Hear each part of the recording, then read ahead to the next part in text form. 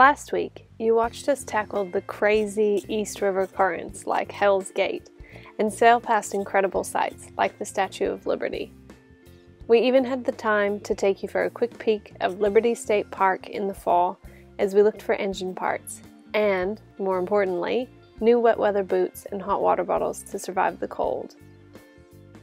This week, we leave the Big Apple on our first multi-day sail to Norfolk, which does not go exactly as planned. Reckon we're going for it.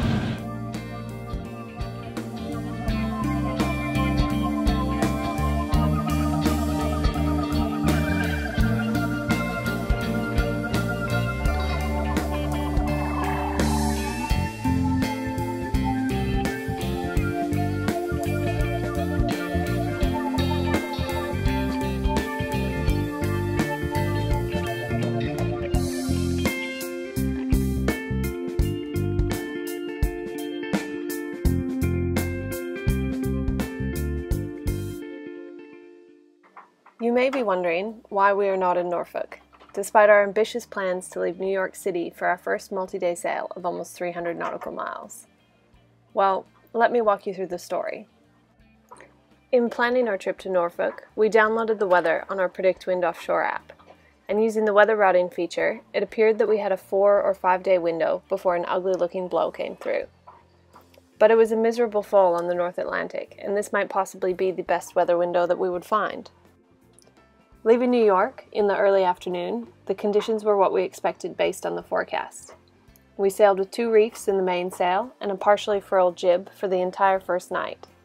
We took turns on watch in 3-hour shifts, using our watch alarms to be sure to stay alert, a gift from our friends in Rhode Island, and overall, our first night at sea turned out to be a reasonably comfortable ride with small seas and, to be honest, our autopilot doing a lot of the work.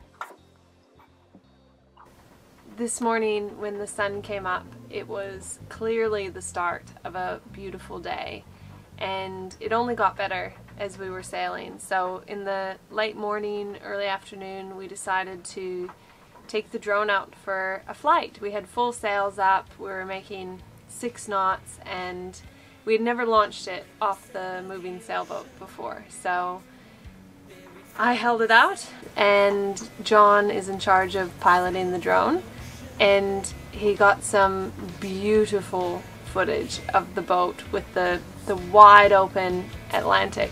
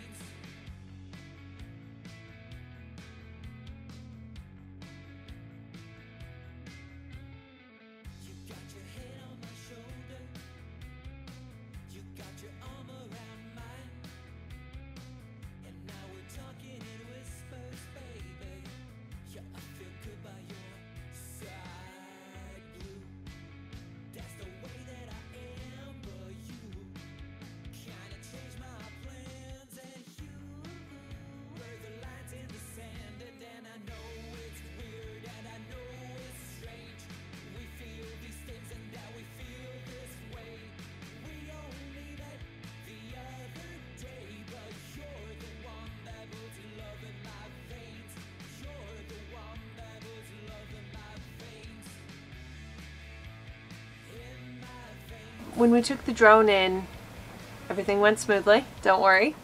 We were pretty near the southern coast of New Jersey, and we decided to just pull in a little bit closer to shore and download the weather again to check that the forecast hadn't changed. And thank God we did, because the low that was supposed to come in 2 days after we arrived in Norfolk had obviously been moving a bit faster than forecasted, and it was now supposed to come in about the same time that we would be arriving. And while we wanted to make tracks and get further south out of the cold weather, we decided to cut it short. So we looked at the anchorages on the East Coast, and there was really only one that we could get into with a 6.5-foot draft, still in daylight before Norfolk. So we pulled into Cape May, New Jersey, which is where we are now. And the winds are fine tonight, so we're comfortably anchored in the northern part of the bay. And tomorrow night is when the big blow is supposed to come. So you know when you get black on your Predict Wind screen that the gusts are going to be pretty bad. It's either over 45 or 50 knots. And there's no perfect protection here, and none of the marinas on the charts look to be deep enough. So yeah, we'll put out lots of scope, and we hope to just ride it out, I guess, and we'll look at going to Norfolk afterwards. So see what the weather's doing tomorrow. It's starting to get a little bit crazy out here. And it didn't get any better that night. In fact, it got even worse. Oh, it's so hectic. All the live weather observations say 25 knots, and there is zero chance this is 25 knots.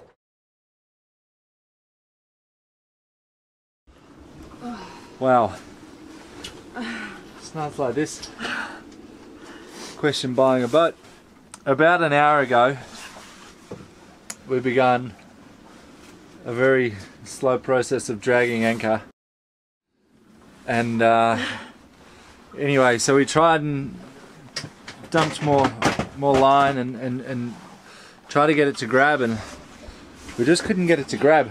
And it's gusting 40 plus knots at the moment, and it's steady winds of 30.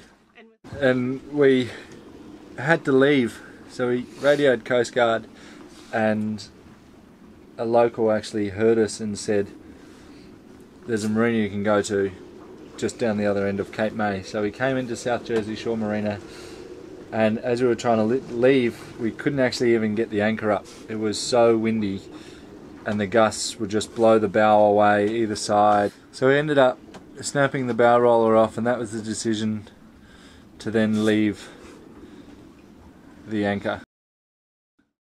After a stressful night where 3 boats, including us, dragged anchor and ran to the South Jersey Marina, we slept soundly while securely tied up. The next morning, we moved to a proper berth so we could regroup, fix our broken bow roller, and measure the clearance height for the boat in preparation for the intercoastal waterway after Norfolk.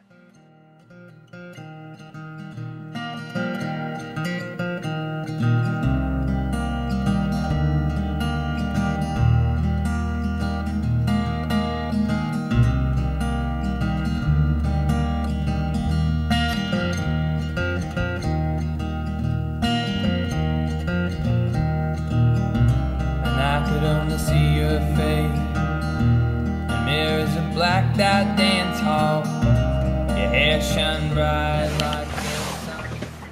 What you doing? I'm writing down all the bridges that we're going to do on our first day in the intercoastal, and I'm on like 12 and we're 20 miles in. A lot of bridges. It's a lot of bridges. Most of them are like Fixed? well, lots of them are fixed or default is open unless there's a train. Oh yeah. So that's not bad. But then there's one that's unlabeled. Like you can't click on it. There's just a brown line that looks like a bridge with nothing on it. So I'm gonna look that up. And then Is it a train or a road? I don't know. It doesn't say anything, but it just looks exactly like all the other bridges without the button to click. Okay. Well, I'll leave you to your studies. Thank you so much. I'm getting sick of it. I thought there'd be like 10 bridges and I'm not even halfway down it. Psych. Psych. After picking up our early Christmas present from John's parents in the form of new wet weather gear to keep us warm and dry, we left the marina to resume our trip south to Norfolk, stopping along the way to pick up our anchor.